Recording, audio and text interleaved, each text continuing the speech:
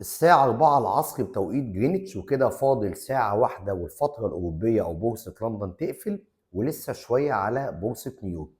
احنا دلوقتي تقاطع بورصة لندن مع بورصة نيويورك. ايه بقى اللي حصل للذهب النهاردة؟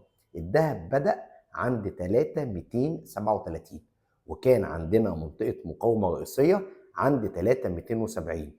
في الجلسة الاستوالية نسف المنطقة دي وطلع لغاية 3305، وجا بعد كده بورصة لندن راحت مكملة صعود من 3305 إلى 3328. يعني احنا وصلنا النهاردة أعلى نقطة للذهب 3328.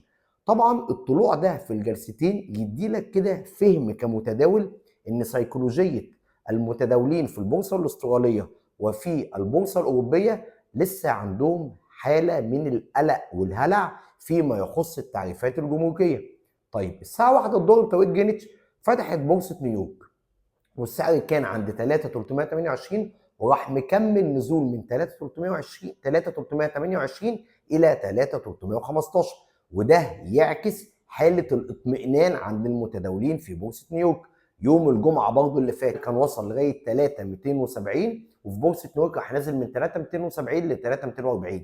إذا فالمتداولين في بورصة نيويورك أعصابهم أهدى وعندهم رغبة في المخاطرة ومش لجوء للملاذ الآمن زي الأوروبيين، فبالتالي بينزلوا بسعر الذهب في الجلسة بتاعتهم.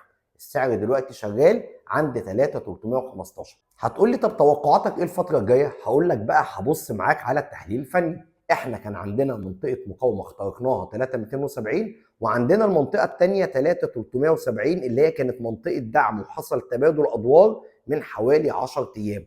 هشوف بقى النهارده هل هيقدر يوصل لل 3370 اصلا ولا لا. هو شغال دلوقتي عند 3315. هشوفه هل هو هينزل تاني الى منطقه الدعم اللي هي 3270 ويكمل نزول لتحت، ولا هيوصل ل 3370. وفيما يخص اسعار الذهب المصري، عندنا عيار 21 عند 4680، عندنا عيار 24 عند 5380، وعندنا الجنيه الذهب عند حوالي 37700. ده طبعا ماشي مع انخفاض الدولار ونزوله الى 50 60